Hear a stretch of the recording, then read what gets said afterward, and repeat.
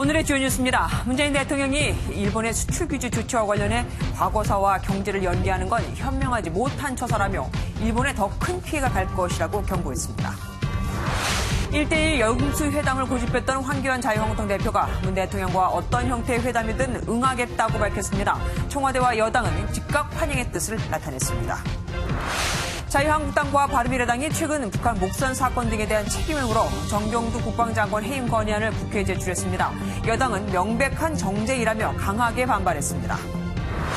내일부터 직장 내 우월적 지위나 관계를 이용해 업무 범위를 넘어선 신체적, 정신적 고통을 주는 것을 금지하는 직장 내 괴롭힘 금지법이 시행됩니다. 하지만 직접적 처벌 규정이 없고 범위도 모호해서 혼란이 우려됩니다. 음식점이나 카페에서는 담배를 못 피우게 돼 있지만 꼼수로 운영하는 흡연 카페가 여전히 성행 중입니다. 법의 사각지대를 파고들어 규제도 쉽지 않은 현장을 MBN이 취재했습니다. 내일부터는 온라인에서 자살 유발을 목적으로 하는 글만 올려도 2년 이하의 징역 또는 2천만 원 이하의 벌금형에 처합니다. 자살 동반자를 모집하거나 구체적인 자살 방법을 제시해도 안 됩니다.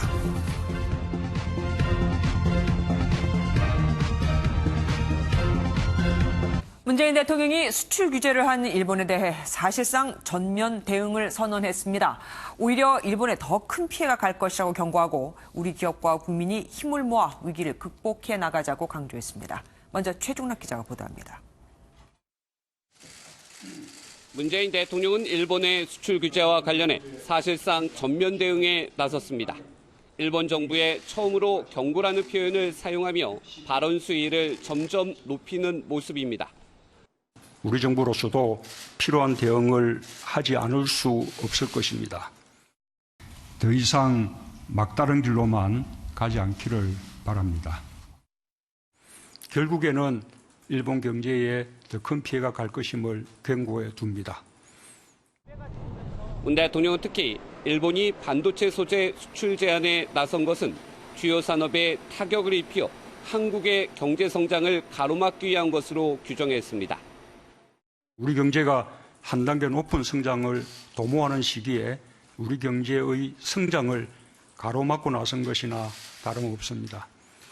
일본의 의도가 거기에 있다면 결코 성공하지 못할 것입니다. 일본이 언급한 대북 제재 위반에 대해서는 국제기구 검증을 받자고 거듭 요구하며 외교적 해결을 다시 한번 촉구했습니다. 문 대통령은 기업의 자신감과 국민의 힘을 믿고 엄중한 상황을 극복할 것이라며 정치권에도 초당적 협력을 당부했습니다. MBN 뉴스 최중락입니다. 조국 민정수석은 동학운동, 죽창가를 SNS에 올리고 김현종 청와대 안보실 차장은 외환위기 당시 금모으기 운동을 거론하는 등 대통령뿐만 아니라 청와대 핵심 참모들도 일제히 일본의 강경 발언을 쏟아내고 있죠. 솔직히 일본은 아직 구체적인 보복을 시작도 하지 않았는데 너무 미리 과하게 일본을 자극하고 있다는 우려도 나옵니다. 황정 기자가 보도합니다. 조국 청와대 민정수석은 지난 12일부터 한일 갈등과 관련해 개인 SNS에 기사 링크와 글 10여 건을 올렸습니다. 일제강점기 항일 투쟁을 노래한 죽창가 영상을 공유하는가 하면 수출 규제 관련 정부 보도자료는 미리 올렸다가 논란을 일으키기도 했습니다. 김현종 국가안보실 2차장은 국채보상운동을 언급하며 우리 국민이 적극 나서야 한다고 강조했습니다. 이런 청와대 강경 반응에는 자꾸 말을 바꾸는 일본과의 국제 여론전에서 충분히 이길 수 있다는 자신감과 경제전쟁을 시작한 건 일본임을 확실히 하려는 뜻이 반영됐습니다. 대부분의 판결을 조치의 이유로 내세웠다가 대북 제재 이행 위반의 의혹이 있기 때문인 양 말을 바꾸었습니다. 국제기구의 검증을 받아 그 결과에 따르면 될 일입니다. 한일 무역 갈등이 표면화되면서 반도체 시장 불안으로 오히려 삼성전자 주가 등이 오른 것도 적극적인 공세의 배경으로 풀이됩니다. 하지만 일본의 보복 조치가 본격적으로 시작하지도 않은 상태에서 청와대의 강경 대응이 일본 국민을 자극시켜 오히려 사태를 악화시킬 수 있다는 우려도 나오고 있습니다. 당장 피해를 입을 수 있는 기업의 입장을 고려할 때 강대강대치보다는 함께 풀어가는 지혜가 필요하다고 봅니다.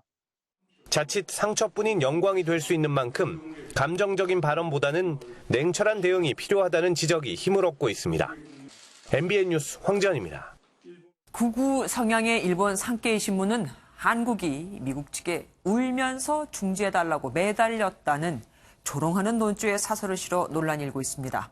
일본 미쓰비시 중공업은 강제징용 피해자들에게 위자료를 지급하라는 판결을 이행할 생각이 없다고 버텼습니다. 배준우 기자입니다. 미국에 울면서 매달려 중재할 생각이라면 착각도 이만저만이 아니다. 한국에 요구되는 건 실추된 신뢰를 회복시키는 책임 있는 행동이다. 극우 성향인 일본의 산케이 신문이 사설을 통해 미국의 중재를 요청하는 한국의 조치를 비판하고 나섰습니다. 신문은 또 한국을 통해 전략 물자가 북한으로 흘러들어갔을 가능성이 있고 이는 일본의 안보에 큰 위협이 된다고 보도했습니다. 산케이 신문이 일본의 핵 물자가 북한에 흘러갔다고 주장하고 있지만 자신의 얼굴에 침 뱉기란 비판이 일고 있습니다. 2009년 산케이 기사입니다. 북한의 핵무기가 메이드 인 저펜이라는 거예요. 일본제 제품들이 국제 핵 암시장으로 가서 북한으로 넘어갈 가능성이 크다. 강제징용 피해자들에게 위자료를 지급하라고 한국 대법원 판결을 받은 일본 미쓰비시 중공업은 피해자들과의 협의를 거부하고 있습니다. 일본 교도통신은 미쓰비시 측이 오늘까지 배상 방안을 협의하자는 피해자들의 요구에 대해 답변할 예정이 없다는 입장을 밝혔다고 보도했습니다. 원고 측은 미쓰비시가 협의에 응하지 않을 경우 압류 자산 매각에 나서겠다고 통보했고 일본 정부는 이에 대해 보복 조치를 예고해 한일 간 긴장감이 더욱 커지고 있습니다. MBN 뉴스 배준우입니다. 어쨌든 일본은 다음 달 중순 우리나라를 화이트리스트, 우대 국가에서 제외할 방침을 굳힌 것 같죠.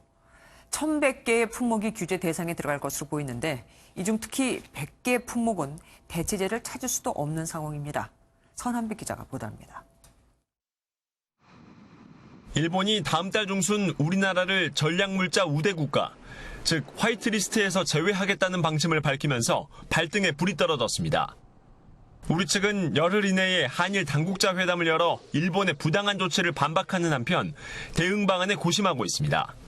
지속적으로 산업계랑은 만나고 있고 그러니까 산업계 공조해서 화이트리스트 배제 논리에 대한 반박 논리를 또 만들어서 제출할 예정으로 돼 있고요.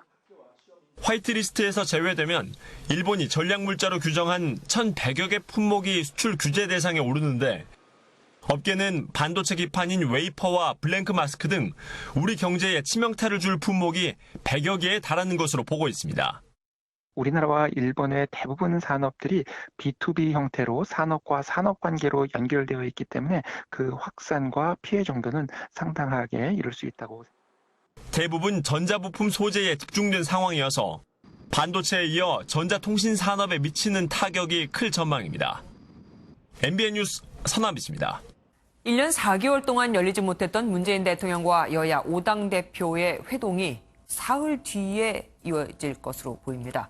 단독 회담이 아니면 만나지 않겠다고 주장해왔던 황교안 자유한국당 대표가 어떤 형식이라도 수용하겠다고 한 겁니다. 이동석 기자가 보도합니다. 문재인 대통령과 여야 5당 대표 간 청와대 회동이 이르면 오는 18일 성사될 것으로 보입니다. 포문은 긴급 기자회견에 나선 황교안 자유한국당 대표가 열었습니다. 위기 상황에 정치 지도자들이 머리를 맞대는 모습은 그 자체로 국민들에게 큰 힘이 될 것입니다. 우리 당은 대승적 차원에서 어떤 회담이라도 수용하겠습니다. 그동안 줄기차게 요구해온 단독 회동에서 벗어나 여야 5당 대표 회동도 수용하겠다고 밝힌 건데 여당은 즉각 기대감을 보였습니다. 사실상 대통령님과 5당 대표 회동을 수락하신 것으로 보이며 환영하는 바입니다. 일본의 경제 보복 대응 등 국정 현안에 대해서 초당적 논의가 이루어지기를 기대합니다. 청와대 역시 황교안 대표의 의사를 긍정적으로 평가한다며 청와대는 언제든지 준비가 돼 있다고 환영의 뜻을 밝혔습니다. 다만 한국당이 문재인 정부의 외교 안보 라인 교체를 전면에 내세우고 있어 막판 의제 협상 과정에서 난항은 피하기 어려울 것으로 보입니다. MBN 뉴스 이동석입니다. 사실 문재인 대통령과 여야 5당 대표 회동은 그동안 청와대가 수차례 요구해왔지만 황교안 자유한국당 대표가 거부했었죠. 그럼 황 대표는 왜 갑자기 입장을 바꾼 걸까요? 속내를 전정인 기자가 짚어봤습니다. 황교안 자유한국당 대표는 그동안 문재인 대통령과의 1대1 회동을 고집하는 등 회담 형식을 놓고 청와대와 삿바 싸움을 이어왔습니다. 5명 왕 모여가지고 만약에 우리 5가지 주제를 갖고 얘기한다고 그러면 그거 제대로 된 논의가 되겠습니까? 그랬던 황 대표가 기존 태도를 바꾸고 전격적인 회담을 제안한 데는 일본의 수출 규제를 계기로 초당적 대응을 주도하겠다는 의지를 담은 것으로 보입니다. 또 최근 자신을 둘러싼 리더십 위기를 정면 돌파하겠다는 포석도 깔린 것으로 해석됩니다. 황 대표는 아들 스펙 거짓 발언 등 이딴 설화와 최근 인선 문제로 당내 갈등이 재점화되는 과정에서 리더십이 시험대에 올랐다는 평가를 받아왔습니다. 여기에 며칠 전엔 당 행사에서 조는 당원을 지적했다가 요즘 우리 당에 대해서 여러 가지 이야기가 나옵니다만 지금 좋은 분이 계시네요. 이게 곤란할 일입니다. 정작 본인이 광주 수영세계 선수권대회 개막식에서 조는 모습이 포착돼 구설에 오르기도 했습니다. 정치권에선 수도권으로 확장되지 못하는 보수 집결 등 한국당의 낮은 지지율도 영향을 미쳤다는 분석을 내놓고 있습니다. MBN 뉴스 전정인입니다. 일본의 참의원 선거를 앞두고 일본 정부가 한국 때리기에 열을 올리고 있지만 아베 총리의 지지율은 오히려 하락했습니다. 지난주 반등했던 문재인 대통령의 지지율도 다시 3.5%포인트 하락했습니다. 양쪽 모두 다 도움이 안 된 거죠. 보도에 장명훈 기자입니다. 아베 신조 일본 총리의 지지율이 계속 하락하고 있습니다. 지난달 말 아베 내각의 지지율은 56%였지만 이번에 실시한 조사에서는 7%포인트 낮아진 49%를 기록했습니다. 참의원 선거를 앞두고 수출 규제 조치 단행 등 한국 때리기에 나섰지만 큰 효과는 없는 셈입니다. 서비스 증세 문제 이런 것들이 일본 유권자들의 반발하고 있는 측면이 있는데 이것을 만회하기 위해서 한국 때리기 수출 규제를 단행했지만 지지율 상승에 기여하지 못했. 한일 갈등이 이슈화되면서 한국에 대한 수출 규제에 관한 질문엔 절반 이상이 타당하다고 답했습니다. 문 대통령의 국정수행 지지율도 40% 후반대로 하락했습니다. 일본의 수출 규제 조치 발표 후 하락세를 보이다 일부 회복했지만 전주보다 3.5%포인트 떨어진 47.8%를 기록했습니다. 가장 주요한 요인은 일본의 무역 보복에 따른 우리 경제에 대한 우려감이 확산되는 과정 속에서 상당품 떨어졌다 이렇게 봐야 될 것 같아요. 동시에 국정 수행을 잘못하고 있다는 부정평가는 47.3%까지 상승해 긍정 부정평가의 차이는 0.5%포인트 차이로 좁혀졌습니다. MBN 뉴스 장명훈입니다. 이른바 직장 내 갑질을 금지하는 직장 내 괴롭힘 금지법이 내일부터 시행됩니다. 직장 내에서 누굴 괴롭혔다고 법적으로 처벌이 되는 건 아니지만 회사에서는 징계를 해야 합니다. 먼저 조경진 기자가 보도합니다. 인사권을 틀어진 직장 상사의 폭언. 니네들 이제 못다로 한다고 내가 KPI 어떻게 매기는지 한번 봐봐. 자르는 거? 쉬워. 계속 마이너스 주면 잘라가. 안 잘릴 것 같지? 버틴다고 웃기고 있는데. 직장 상사의 이런 폭언은 지금까지는 참는 게 능사였다면 내일부터는 상황이 달라집니다. 직장에서 우월적 지위나 관계를 이용해 업무상의 적정 범위를 넘어선 신체적, 정신적 고통을 주는 행위를 금지하는 직장 내 괴롭힘 금지법이 시행됩니다. 앞으로 회사 측은 괴롭힘을 당한 근로자가 피해 사실을 알리면 회사는 즉시 조사하고 가해자 징계 등의 조치를 해야 합니다. 만약 직장 내 괴롭힘을 신고한 사람에 대해 회사가 해고 등의 불이익을 주면 대표이사는 3년 이하 징역 또는 3천만 원 이하 벌금에 처해집니다. 기업별로 체계를 갖추는 게 중요하고 구체적인 징계 규정을 정할 때 노사 간의 협의가 필요할 것으로 보입니다. 이번 법 시행으로 직장 내 괴롭힘이 잘못이라는 인식이 자리 잡는 토대가 될 것이란 평가지만 첫 입법인 만큼 시행 초기 혼란은 불가피할 전망입니다. MBN 뉴스 조경진입니다. 이렇듯 취지는 좋지만 실제로 적용을 하는 데는 혼란이 있을 겁니다. 괴롭힘의 기준이 고통을 주거나 근무 환경을 악화시키는 행위로 돼 있다 보니 얼마든지 주관적으로 해석할 수가 있거든요. 이상주 기자가 보도합니다. 직원 650명의 한 중견기업은 제도 시행을 앞두고 지난 6개월 동안 취업 규칙을 변경하고 사내 매뉴얼을 만드는 등 교육에 나섰습니다. 직장 내 괴롭힘 발생 시 회사가 적절한 조치를 취해야 하는 의무를 규정하고 있습니다. 법령상 회사에게 조사 의무가 있기 때문에 저희는 철저하게 그에 대한 조사를 할 것이고요. 강의 등을 통해서 법령 개정된 사항을 충분히 알려주면서 인식 개선 등을 위해 노력하고 있습니다. 법 시행 취지에는 현장도 공감하는 분위기지만 애매한 법 조항으로 부작용도 우려됩니다. 76조 2항의 업무상의 적정 범위와 고통을 주거나 근무 환경을 악화시키는 행위가 주관적으로 해석될 소지가 많습니다. 괴롭힘으로 받아들이면은 괴롭힘이 되는 거고 업무에 대해서 내가 이렇게 배우는 입장이구나 그렇게 해가지고 좀 따르면은 업무를 배우게 되는 역할이 되는 거기 때문에 사실 그 기준이 애매해서 직장 생활하면서 후배들한테 대하기가 상당히 좀 힘들 것 같습니다.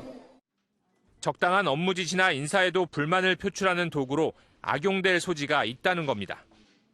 또 피해자에 대한 보호 조치와 행위자에 대한 조치 등이 회사 차원에서 이행돼야 실효성 있는 피해 구제가 가능한데 이 부분에는 법적 강제력이 없다는 점도 문제입니다. 회사가 직접 조사에 징계 등 조치를 하는 것이고 가해자에 대한 처벌 조항이 따로 있지는 않기 때문에 얼마나 실효성이 있을지. 전문가들은 현장의 혼선을 없애고 제도의 조기 정착을 위해 명확한 가이드라인을 제시하고 유연한 법 적용을 통해 부작용을 막아야 한다고 조언합니다. MBN 뉴스 이상주입니다. 이렇듯 기준이 명확하지 않다 보니 이런 건 되나? 이런 건 안 되나? 헛갈리는 분들 많으실 겁니다. 이권열 기자와 자세히 알아보도록 하겠습니다. 어서 오십시오. 대놓고 하는 폭언 같은 건 뭐 괴롭힘이라고 딱 얘기하기가 참 쉽습니다. 네, 그런데 그렇습니다. 이런 것도 안 된다고 하더라고요. 남자니까 생수통을 바꿔서 네네. 뭐 채워줘라 이런 네네. 거예요. 남자니까 생수통 바꿔라, 여자니까 커피 타라 이런 말도 괴롭힘이냐 많은 분들이 궁금해하시는데요. 일단 네. 정답은 세모라고 좀 말씀을 드리겠습니다. 네. 사적인 심부름 당연히 괴롭힘에 해당합니다. 네. 그런데 직장 내 허드렛 일이 괴롭힘인지 좀 애매합니다. 허드렛 일이 업무와 관련이 없는지 또 육체적 정신적으로 고통을 주는지 따져봐야 합니다. 다만 네. 사회통념상 적절하지 않은 수준이라면 괴롭힘이 된다는 게 고용노동부 판단입니다. 한 사람에게 계속해서 허드렛 일을 시킨다면 괴롭힘이 될 수 있습니다. 그러니까 한 사람한테 계속해서 생수통을 네네. 들어라, 네가 바꿔라 그러면 안 된다는 건데 네, 그 회사에 네. 여직원이 다 있고 남직원이 한 명밖에 없을 수도 있잖아요. 네, 그렇습니다. 그럴 때는 어떡합니까? 사실 이렇게 애매한 상황이 굉장히 많을 겁니다. 네. 결국 회사가 정교하게 사내 내부 규정을 만들거나 노사 간 협의를 통해서 이런 말, 이런 행동은 하지 말자 이렇게 정하는 게 가장 현실적인 대응 방안이라고 합니다. 네, 좀 각박해질 것 같기도 합니다. 부하들이 나를 괴롭힌다, 뭐 이런 상사도 있을 것 같아요. 이런 경우에도 괴롭힘에 해당이 됩니까? 이런 경우에 괴롭힘이 맞습니다. 괴롭힘이 맞고요. 괴롭힘 금지법이 반드시 상사의 행동을 통제하는 게 아니기 때문인데요. 네. 많은 부하들이 집단으로 상사를 따돌린다면 괴롭힘이 됩니다. 지위뿐만 아니라 관계 우위를 이용하는 행동이 괴롭힘에 해당하는데요. 수적으로 많은 집단이 한 사람을 따돌린다면 당연히 문제가 되겠죠. 예, 직위가 더 높다고 예. 하더라도. 그런데 이 괴롭힘이 맞다 아니다 이걸 판단하는 건 회사 아닙니까? 네, 회사입니다. 회사가 아니라면 노사가 별도로 정한 사내 조직이 판단하게 되겠죠. 네.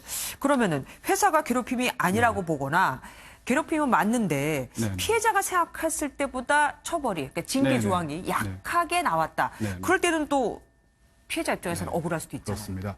회사가 괴롭힘이 아니라고 판단하거나 가해자에 대한 징계가 너무 가볍다면 사실 현실적으로 피해자가 대처할 수 있는 방법이 많지 않습니다. 네.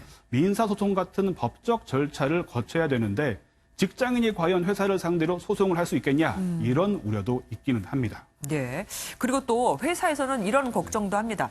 인사 발령을 낼 때 회사에서는 정당하다고 생각해서 인사 발령을 냈는데 그 직원 입장에서는 이것은 괴롭힘이다라고 볼 수도 있어요. 네네. 이건 어떡합니까? 일단 부당한 인사 조치, 괴롭힘의 범위에 해당합니다. 반대로 회사에서는 정당한 인사라고 주장을 하겠죠. 네. 일단 저성과자에 대한 인사 조치와 괴롭힘을 명확하게 구별할 수 있는 지침을 만들어야 된다고 전문가들은 이야기합니다. 정말 어렵습니다. 그리고 이 괴롭힘 금지법이 문제는 악용이 될 수도 있다는 거예요. 그러니까 괴롭힘이 없는데 있었다. 그러니까 무고를 할 수도 있는 거 아닙니까? 악용될 가능성이 있기는 한데 우려할 정도는 아니다 이렇게 전문가들이 이야기를 해요. 왜냐하면은 괴롭힘이 있었는지 입증해야 하는 사람이 피해를 주장하는 쪽이기 때문인데요. 오히려 이런 점 때문에 법이 아쉽다 이렇게 이야기하는 분들도 있습니다. 예를 들어 프랑스에서는 괴롭힘 신고를 하면은 그 입증 책임이 가해자에게 있다고 해요. 즉 가해자가 괴롭히지 않았다라는 것을 증명해야 된다는 거죠. 그럼 무고를 당하면 내가 안 했다는 걸 증명하기가 참 어려울 것 같네요. 그리고 지금 방금 얘기하셨는데 그럼 외국에도 아까 프랑스 예를 드셨잖아요. 외국에도 괴롭힘 금지법이 있는 거예요? 아직 많은 나라에 도입된 건 아닌데 속속 도입하고 있는 추세입니다. 스웨덴의 경우에는 세계 최초로 직장 내 괴롭힘 방지 조례를 제정했고요. 호주에서는 괴롭힘 가해자를 최대 징역 10년에 처한다고 합니다. 미국에는 괴롭힘 금지법은 없습니다. 다만 차별금지법이 있어서 나이나 성, 인종에 따른 차별을 막고 있습니다. 일본에는 법은 없고 행정지침은 있다고 합니다. 호주에서 징역 10년, 굉장히 센데요. 오늘 말씀 감사합니다. 다음 소식입니다. 여성이 혼자 사는 한 오피스텔에만 계속 들어가서 상습적으로 금품을 훔친 남성이 붙잡혔습니다. 잡고 보니 20여일 전에 이 집에 살다가 이사 나간 사람이었는데 출입문 보안카드 한 장을 반납하지 않고 있다가 제 집 드나들 듯 범행을 저질렀습니다. 건물 입구와 현관문을 동시에 여는 카드였거든요. 박상호 기자입니다. 현관문을 열고 오피스텔로 들어온 남성이 갑자기 마스크로 얼굴을 가립니다. 신발을 벗자마자 집안 곳곳을 뒤집니다. 알고 보니 집 주인이 아닌 도둑이었습니다. 2번이나 도둑을 맞은 피해자가 집안에 몰래 설치한 CCTV에 범행 장면이 그대로 찍혔습니다. 경찰에 붙잡힌 남성은 다름 아닌 20여일 전까지 이 오피스텔에 살던 30대 남성이었습니다. 이사 갈 때 출입문 보안카드 4장 중 1장을 반납하지 않고 갖고 있다가 범행을 저질렀습니다. 하나 잊어버렸다 뭐 이렇게 얘기한 거죠. 버튼을 눌러서 안에 아무도 없는 거 확인하고 보안카드 찍어갖고 들어간 거죠. 이 남성은 범행이 들통날까봐 엘리베이터를 타고 20층에서 내린 뒤 CCTV가 없는 이곳 피난 계단으로 40층까지 걸어 올라왔습니다. 20대 여성이 혼자 살고 있다는 것도 알고 있었습니다. 경찰은 야간 주거 침입 절도 등의 혐의로 남성을 구속했습니다. MBN 뉴스 박상호입니다. 광주 세계 수영 선수권 대회 수구 경기장에서 여자 선수의 신체를 몰래 촬영한 일본인이 붙잡혔습니다. 경찰은 일단 해당 일본인을 출국 금지시키고 조사하고 있습니다. 정치훈 기자입니다. 수구 경기가 한창 열리고 있는 선수권 대회 경기장입니다. 경기장 옆 수영장에서는 출전을 앞둔 선수들이 몸을 풀고 있습니다. 한 일본인 관람객이 이곳에서 준비 운동을 하는 여자 선수들의 신체를 찍었습니다. 10여 분간 몰래 동영상을 촬영했는데 이를 수상하게 여긴 다른 외국인 관람객의 신고로 현장에서 적발됐습니다. 국제 경기가 치러지는 만큼 보안 검색이 삼엄하지만 카메라는 제지 없이 갖고 들어갈 수 있습니다. 카메라 과정을 허용을 하고 있거든요. 별도로 규제를 하지 않으니까. 붙잡힌 일본인은 선수들이 연습하는 모습을 담고 싶었다며 혐의를 부인했습니다. 하지만 경찰은 의도를 갖고 신체 특정 부위를 찍은 것으로 보고 있습니다. 신을 줌하고 당겨서 본다니 그 정도거든요. 한두 개가 아니고 어느 정도라고 말씀드리긴 그렇고. 해당 일본인은 오늘 귀국하려 했지만 검찰과 출입국 당국은 긴급히 출국을 금지했습니다. 구금된 상태는 아니지만 앞으로 열흘 동안 국내에 머물며 조사를 받게 됩니다. 법조계는 기소될 경우 국내법 적용을 받아 벌금형이나 기소유예 처분을 받게 될 것으로 예상했습니다. MBN 뉴스 정춘우입니다. 길 가던 술에 취한 남성이 초등학생의 목을 졸랐습니다. 자신에게 욕을 했다고 생각했다는데 아이는 충격으로 지금 정신과 치료를 받고 있습니다. 윤기란 기자입니다. 경기도 수원의 한 편의점 앞입니다. 한 남성이 도로를 가로질러 편의점 의자에 앉아있는 아이에게 향합니다. 아이를 때릴 듯 위협하더니 다짜고짜 목을 잡고 흔들고 나서는 옆에 앉은 아이까지도 위협합니다. 길을 걷던 초등학생들이 자신에게 욕을 했다고 생각해 아이들에게 폭행하는 모습입니다. 이곳 공원에서 지인들과 술을 마시던 남성은 학생들이 있는 길 건너 편의점 앞까지 쫓아가 범행을 저질렀습니다. 한 아이가 놀면서 그 아저씨 자기 목을 조이는데 한 아이를 야단치고 있더라고. 또 얘가 목을 뻘게 그래서 112에 신고가 한 거예요. 피의자는 별다른 직업이 없는 노숙인으로 정신병력은 없는 것으로 확인됐습니다. 피해 학생은 갑작스러운 폭행 이후 정신과 치료를 받고 있습니다. 경찰은 40대 피의자에 대해 폭행 혐의로 검찰에 구속 송치할 방침입니다. MBN 뉴스 윤기란입니다. 아내를 제외한 여성과 단둘이 식사를 하지 않고 아내 없이는 술자리에도 가지 않는다. 마이크 펜스 미 부통령이 하원 의원 시절에 했던 말인데 문제가 될 상황을 만들지 않겠다는 뜻입니다. 하지만 의도적으로 여성을 배제할 수 있다는 점에서 논란도 있었죠. 최근 이와 유사한 발언으로 대학 수업을 아예 하지 못하게 된 강사가 있습니다. 정태웅 기자가 보도합니다. 지난달 9일 숙명여대 강사 이모 씨는 SNS에 짧은 치마를 입은 여성 사진과 함께 글을 올렸습니다. 짧은 치마나 노출이 심한 의상을 입은 사람이 지나가면 괜한 오해를 사고 싶지 않아 다른 데를 본다는 내용이었습니다. 이어 여대에 가면 바닥만 보고 걷는다며 인사를 못하더라도 이해해달라는 말도 했습니다. 하지만 이 글은 의도적 여성 배제 논란을 불러일으켰습니다. 이 씨의 글을 놓고 학생들의 비난이 거세지자 학교 측은 즉각 대응에 나섰습니다. 그 글을 올리고 나서 이제 학생들이 문제 제기를 했고 학과에서 이 사실관계를 좀 파악을 했고요. 논란이 커지자 이 씨는 사과문을 올렸지만 결국 해당 대학 측은 올해 2학기 강의에서 이 씨를 배제했습니다. 학생들의 의견은 부적절한 발언이다와 지나친 조치라는 반응으로 엇갈립니다. 공인이면 공인이라고 할 수 있는 분이 SNS에 오해를 살 수 있는 글을 적었다는 거는 좀 강의를 못하게 할 만큼 큰 잘못까지는 아니라고 생각합니다. 누리꾼들 사이에서도 이번 조치에 대해 찬반이 나뉘면서 갑론을박이 이어지고 있습니다. MBN 뉴스 정태웅입니다. 동물 학대의 잔인성이 도를 넘어서고 있습니다. 이번엔 사료에 세제를 뿌리고 아무 이유도 없이 바닥에 몇 번이고 내리쳐 고양이를 죽게 한 일이 벌어졌습니다. 박장 기자가 보도합니다. 한 남성이 고양이에게 다가가 무언가를 뿌리고 잠시 바라보다가 도망가는 고양이의 꼬리를 낚아챕니다. 이어 목을 움켜쥐어 고양이를 바닥과 울타리에 몇 번이고 내리치자 곁에 있던 다른 고양이는 놀라서 도망칩니다. 몇 분도 안 돼 고양이는 숨을 거뒀고 이 남성은 태연하게 이웃 담장 밑에 고양이 사체를 버렸습니다. 2살 자두는 이곳에서 잠을 자다가 변을 당했습니다.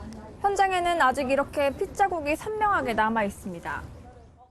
목격한 시민 덕에 범인 얼굴이 SNS상에 공개됐고 경찰은 범인을 추적하고 있습니다.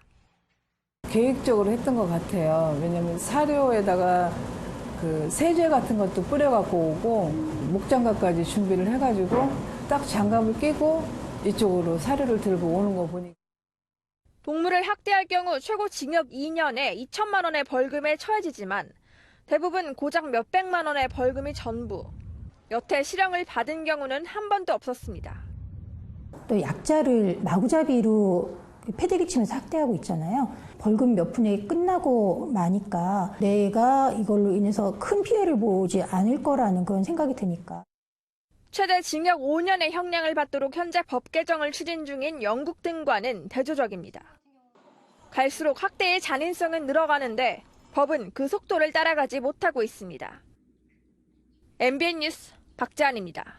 현행법상 음식점이나 카페에서는 담배를 못 피우게 돼 있는데 꼼수 운영을 하는 곳이 있습니다.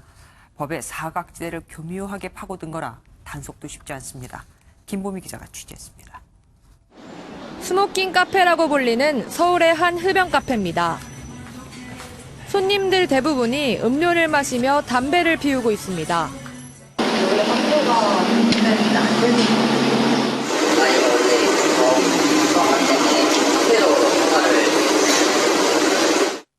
이렇게 실내 흡연이 가능한 건 한 공간을 2개의 업종으로 분리해 등록했기 때문입니다.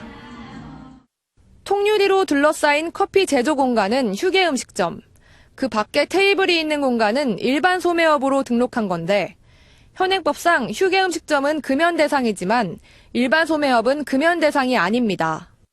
그래서 법제는 그런 건 전혀 신경 안 쓰셔도 돼요. 인허가 받는데 아무 문제 없어요. 그동안 흡연 카페는 식품 자동 판매기 업소로 등록해 손님이 직접 커피를 뽑는 방식으로 영업을 하면서 법망을 피해왔습니다. 하지만 올해부터 식품 자동 판매기 업소까지 금연구역으로 지정되자 이런 업종 분리 꼼수까지 동원된 겁니다. 같은 직원이 분리된 2 공간으로 가며 서빙을 하는 등 사실상 한 업소로 운영되지만 관할 지자체는 현행법상 단속이 어렵다고 토로합니다. 완전히 분리된 공간이고 커피를 사서 어디서 드시든지 그거는 손님들 자유이기 때문에 그 밖의 공간까지 위생법으로 제재할 수는 없어요. 심지어 커피를 스스로 뽑는 방식으로 영업하면서 단속 대상이 아닌 일반 소매업으로 등록한 곳도 있습니다. 다른 흡연 카페 입구입니다. 이렇게 대놓고 홍보를 하지만 이곳은 소매업으로 등록해 단속을 피하고 있습니다. 취재진이 서울 시내 흡연 카페 4곳을 돌아보니 대부분 이런 식으로 편법 운영을 하고 있었습니다. 정부는 2025년까지 주거 공간을 제외한 모든 공중시설 내 흡연을 금지하겠다는 목표지만 현실은 법의 사각지대를 파고들고 있습니다. MBN 뉴스 김봄입니다. 식약처가 커피 전문점에서 사용하고 있는 얼음을 검사했더니 233곳 가운데 41곳이 부적합으로 나타났고 해당 매장의 제빙기 사용을 중단시켰습니다. 하지만 업체 측도 할 말이 있다는 입장입니다. 알코올 소독을 잘 해놓는다는 게 오히려 안 좋은 결과가 나오게 됐다는 겁니다. 이혁준 기자입니다. 스타벅스와 할리스, 이디야, 엔젤리너스. 이름만 들으면 알 법한 커피 전문 프랜차이즈입니다.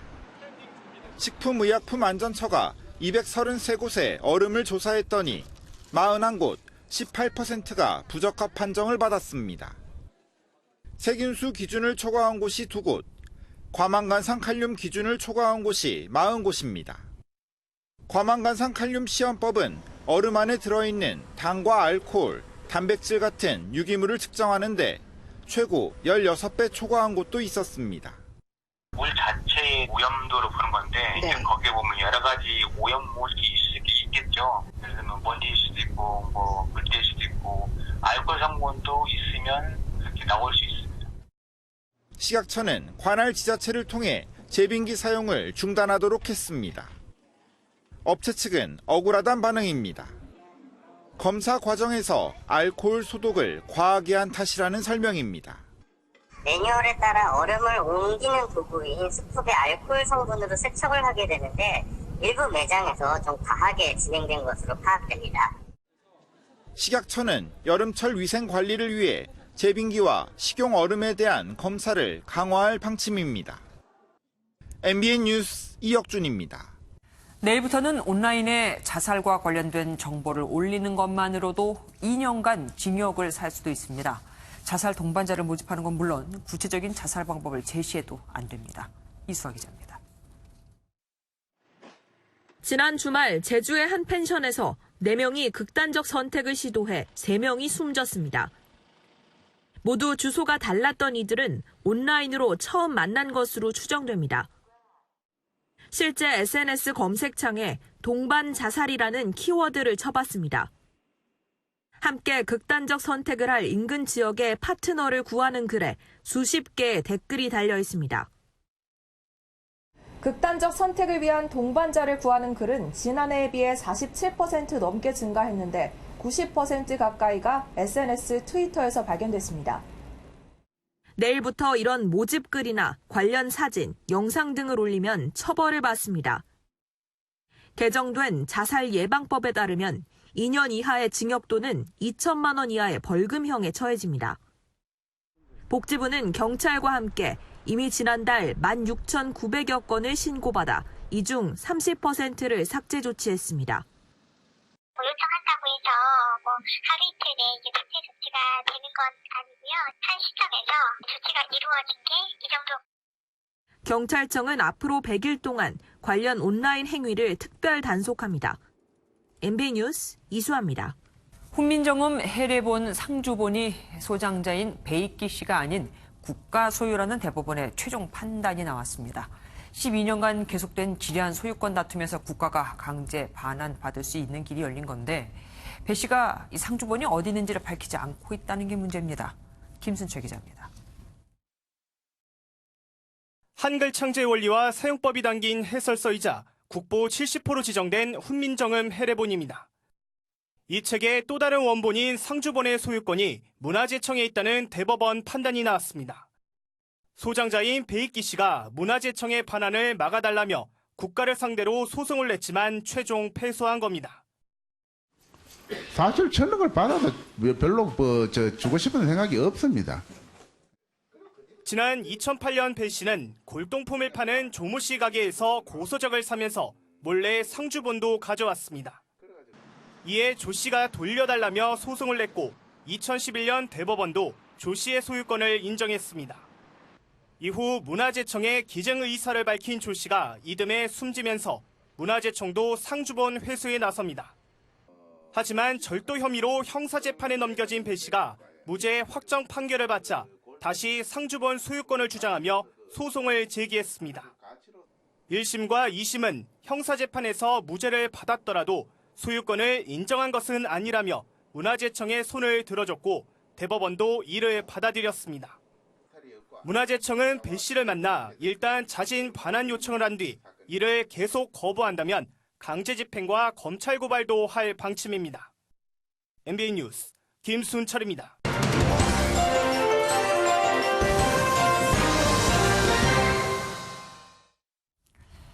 18세기 영국엔 집 짓는 데 들어간 벽돌수에 따라 세금을 부과하는 벽돌세가 있었습니다.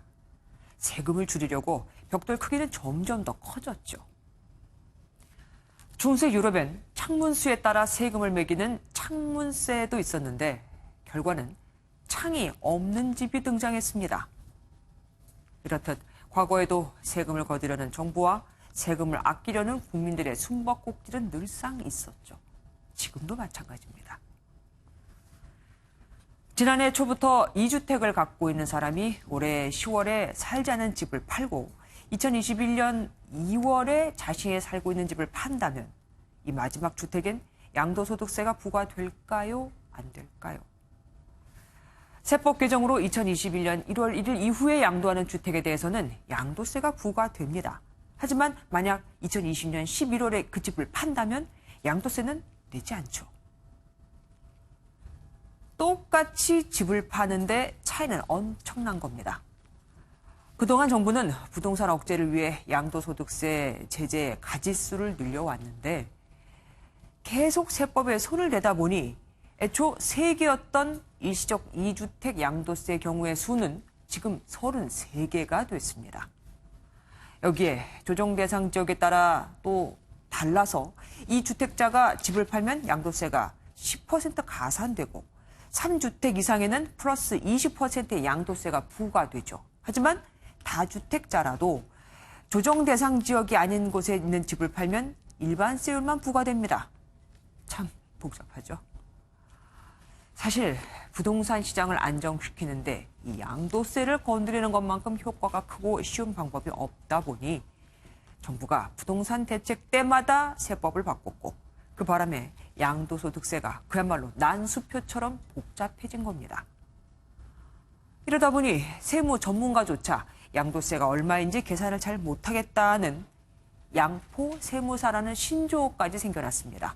상담을 잘못했다가는 거액의 가산세를 물어줄 판이거든요. 아무리 집값을 잡는 데 효과적이라고 해도 세금만으로 집값이 바로 그냥 잡힌다면 사실 집값 문제가 이처럼 심각해지지도 않았겠죠. 이래저래 혼란스러운 세법을 받아들여야 하는 납세자들만 힘겨운 처지가 되고 있습니다. 뉴스조정이었습니다. 자유한국당과 바른미래당이 잇따른 군기강 해이 사건으로 정경두 국방장관 해임 건의안을 국회에 제출했습니다. 여당이 반발하면서 결국 추경안 등 민생법안 처리에 빨간불이 들어왔습니다. 조창훈 기자입니다. 2월 국회 일정 합의를 위해 국회의장과 교섭단체 원내대표가 한자리에 모였지만 정경두 국방장관 해임 건의안을 놓고 의견이 갈렸습니다. 18일 안을 상정하고 다음 날 표결에 붙이자는 야당과 추경 처리를 위해 19일 하루만 본회의를 열자는 여당이 충돌했습니다. 여당 주장대로 19일 하루만 본회의를 열 경우 야당이 주장하는 정 장관에 대한 해임 건의안 처리는 불가능해집니다. 오신환 바른미래당 원내대표는 지난달 국회 정상화 합의 당시 본회의를 2차례 열기로 하지 않았느냐며 목소리를 높였습니다. 야당을 집권 여당의 거수기 노릇을 하라는 것뿐이 아닙니다. 자유한국당은 합의가 이뤄지지 않으면 본회의 없이 6월 국회 문을 닫을 가능성도 내비쳤습니다. 계속해서 만나는 것 자체가 의미가 있을까 그런 생각이 듭니다. 반면 이인영 더불어민주당 원내대표는 명백한 정쟁엔 대응할 필요가 없다며 선을 그었습니다. 다른 정쟁을 위해서 지금 18, 19 양일간 의사일정 합의하자는 거잖아요. 결국 두 범보수 야당의 공조 아래 해임 건의안이 제출되면서 회기 종료를 나흘 앞둔 6월 국회와 추경안을 둘러싼 여야 갈등은 다시 깊어지고 있습니다. MBN 뉴스 조창훈입니다. 몇 차례 세월호 비하 발언으로 곤욕을 치렀던 자유한국당. 또 비하성 발언으로 논란이 일고 있습니다. 정미경 최고위원이 세월호 한 척 갖고 이긴 문 대통령이 이순신 장군보다 낫다는 네티즌 댓글을 인용해 문 대통령을 비난한 겁니다. 최영규 기자입니다. 정미경 한국당 최고위원이 문재인 대통령의 이순신 발언을 두고 세월호 참사를 언급했습니다. 앞서 문 대통령이 이순신 장군은 12척의 배로 나라를 지켜냈다고 말한 기사의 댓글을 소개하며 문 대통령은 세월호 참사를 계기로 정권 교체에 성공했다고 비유한 겁니다. 댓글 중에 눈에 띄는 글이 있어서 여러분께 소개합니다. 어찌 보면 문통이 낫다더라. 세월호 한 척 갖고 이긴. 정 최고위원이 세월호 관련 발언을 할 때 당 지도부 일부는 발언을 제지하지 않고 웃음을 터뜨렸습니다. 문 대통령에 대한 정 최고위원의 강도 높은 비판은 계속됐습니다. 문재인 대통령이 싼 배설물은 문재인 대통령이 치우시는 게 맞지 않습니까? 아베가 싼 배설물은 아베가 치워야 되는 거 맞지 않습니까? 여권에서는 세월호 희생자와 유가족들을 희화화했다고 지적했습니다. 이경 더불어민주당 상근부대변인은 세월호 유가족을 향해 막말을 하다 징계를 받은 차명진 전 의원의 뒤를 잇고 싶으냐며 최고위원직에서 스스로 사퇴하라고 비판했습니다. MBN 뉴스 최영규입니다. 숫자를 보는 오늘의 뉴스입니다. 기업 10곳 중 7곳이 올 상반기에 당초 계획한 인원을 채용하지 못했다는 조사 결과가 나왔습니다. 2년 전보다 12%포인트나 더 늘어난 겁니다. 가장 큰 이유는 적합한 인재가 없어서였고 묻지마 지원자가 많았다는 응답도 있었습니다. 그래서 당초 계획의 35%밖에 채용을 못했다는 거죠. 구직자는 취업할 곳이 없어서 힘들다는데 회사는 뽑을 사람이 없다고 하고 고용시장의 미스매치가 참 심각합니다. 제가 사람일까요? 인공지능 AI일까요? 중국에 이어 국내에서도 인공지능 AI 앵커가 등장했습니다. 10시간 정도 실제 그 사람을 촬영하면 그 인물과 거의 100% 싱크로율로 똑같이 방송을 한다고 합니다. 문제는 가짜뉴스와 보이스피싱이죠. 김수영 기자입니다. 중국 AI 앵커가 방송에 나온 데 이어 국내도 AI 앵커가 등장했습니다. 인공지능 뉴스 앵커 안지아입니다. 저는 실제 사람이 아니고요. 딥러닝 기술로 합성된 인공지능입니다. 이 기술이 바로 딥러닝 영상 합성 기술입니다. 순수 딥러닝 기술로 구현된 국내 기술의 AI 앵커입니다. 10시간의 영상 데이터를 AI 딥러닝으로 학습해 완성하면 앵커 없이 텍스트 입력만으로 5분 내 뉴스를 전할 수 있습니다. 정말 신기할 것 같고요. 내가 아닌데 나의 모습으로 뉴스를 읽는다니. 근데 한편으로는 저보다 잘할까봐 걱정도 되는 것 같아요. 올해 안에 상용 서비스가 시작되면 방송이나 홈쇼핑 제품 소개, 한류스타 팬클럽 미팅, 콜센터 등 사람이 나오는 모든 분야에 활용할 수 있습니다. 지금은 말하는 것까지는 다 됐지만 표정을 합성해서 감정을 표현한다든지 아니면 없는 얼굴을 또 합성해서 말하게 한다든지 하는. 기술이 정교해지면서 보이스피싱이나 가짜뉴스 등에 악용될 소지가 있어 기술과 제도적 뒷받침도 시급하다는 지적입니다. 식별을 한다는 것 자체가 기술적인 문제로 빨리 해결을 해야 되고요. 그리고 정부에서도 이러한 제도적 장치가 시급히 마련되어야 됩니다. 알파고를 통해 세상에 널리 알려진 인공지능 기술이 일상생활 속으로 속속 침투되고 있습니다. MBN 뉴스 김수영입니다. 김현미 국토교통부 장관이 민간 택지에 분양가 상한제 도입을 기정사실화하고 있죠. 일각에선 분양가를 강제로 누르면 로또 아파트만 양산될 것이라는 우려도 큽니다. 전에도 했었지만 주변 아파트 값을 안정시킨 게 아니라 그 아파트 값이 시세를 따라 오히려 더 올랐거든요. 박인태 기자가 취재했습니다. 서울 강남구의 한 아파트 단지입니다. 과거 이명박 정부가 서민 주거 안정을 목표로 그린벨트를 헐어서 공급한 보금자리 주택입니다. 당시 주변 시세의 절반 수준에 불과해 반값 아파트로 불렸지만 매매를 금지하는 전매 제한 기간이 끝나자 가격은 수직 상승했습니다. 2억 원에서 3억 원에 불과했던 분양가는 6년 전매 제한이 풀리자마자 2배 넘게 올랐고 현재 시세는 분양가의 3, 4배에 달합니다. 정부가 강남 집값을 낮추겠다며 분양가를 통제했지만 결국 보금자리 주택 가격만 강남 집값을 따라 오른 셈입니다. 당첨된 사람만 시세 차익을 남기는 로또 아파트 우려가 나오는 대목입니다. 분양가 상한제는 최초 분양자에게 굉장히 큰 혜택이 돌아가는 제도이고 이것이 주변 주택 가격의 안정화에는 어느 정도 영향을 미칠 수 있을지는 미지수입니다. 과거에도 정부가 민간 택지 아파트에 분양가 상한제를 적용했다가 주택 공급이 줄고 아파트 품질이 떨어지는 부작용을 빚은 바 있습니다. 이에 대해 정부는 전매 제한 기간을 늘려 보완할 수 있다며 도입 의지를 재차 확인했습니다. 분양가 상한제를 정말 도입할지 여부에 대해서는 시장 상황 그리고 시장 안정 조치의 필요성에 대해서 부처 간에 긴밀히 협의해서 대응할 수 있을 것 같고요. 하지만 주요 재건축 사업이 줄줄이 중단돼 공급 부족 현상은 더욱 심해질 거란 우려가 커지고 있습니다. MBN 뉴스 박인태입니다. 문재인 대통령이 윤석열 검찰총장 후보자에 대한 임명안을 내일 제가할 것으로 보입니다. 청와대 관계자는 국회에 윤 후보자에 대한 청문 보고서를 오늘까지 보내달라고 요청한 바 있고 오늘까지 보고서가 오지 않으면 자연스럽게 임명할 것이라고 전했습니다. 전북지방경찰청은 제자를 성폭행한 혐의로 전북 모 중학교 야구부 코치인 25살 A씨를 입건해 조사하고 있습니다.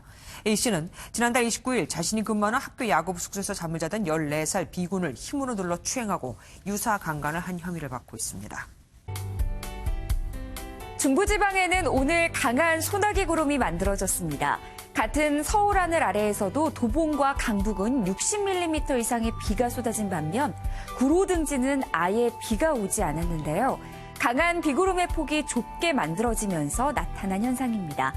내일은 오늘보다 대기 불안정이 심하지 않아서 소나기 강도는 약할 것으로 예상됩니다. 내일도 저녁까지 전국 대부분 지역에서 5에서 70mm 안팎의 소나기가 이어지겠습니다. 외출 시에는 접는 우산을 챙기시는 게 좋겠습니다. 내일 인천과 경기 남부 지역은 미세먼지 농도 종일 나쁨 단계를 보이겠고 충남과 전북, 광주에서도 내일 오전까지 미세먼지 농도가 높게 나타나겠습니다. 수도권을 중심으로 강한 비구름대가 형성되면서 시간당 50mm 이상의 세찬 비가 쏟아진 곳도 있었습니다. 내일 중부지방 서울의 낮 기온은 31도로 오늘보다 4도가량 높은 기온 보이겠습니다. 남부지방도 낮 기온 오늘보다 2도에서 4도가량 높으면서 후텁지근한 더위가 예상되는데요. 동해안 지역은 한낮에도 내일 25도 안팎에 머물겠습니다. 주 중반에는 장맛비 소식이 있습니다. 금요일까지 충청과 남부지방을 중심으로 영향을 미치겠습니다. 날씨였습니다. 뉴스팔이 선정한 이한장의 사진입니다. 양쪽 사진 달라 보이지만 같은 여성입니다. 오른쪽이 보정, 이른바 뽀샵 처리를 한 거죠. 인도네시아는 우리와 다르게 후보 사진을 투표용지에 싣는데 올 4월 총선에서 이 사진을 실어 당선된 여성이 헌법재판소에 피소됐습니다. 부정직하게 보정한 사진을 썼기에 선거법을 위반했다는 게 이유인데 부정선거까지는 모르겠지만 선거법 위반은 맞는 것 같죠. 뉴스파 여기서 마치겠습니다. 함께해 주신 여러분 고맙습니다.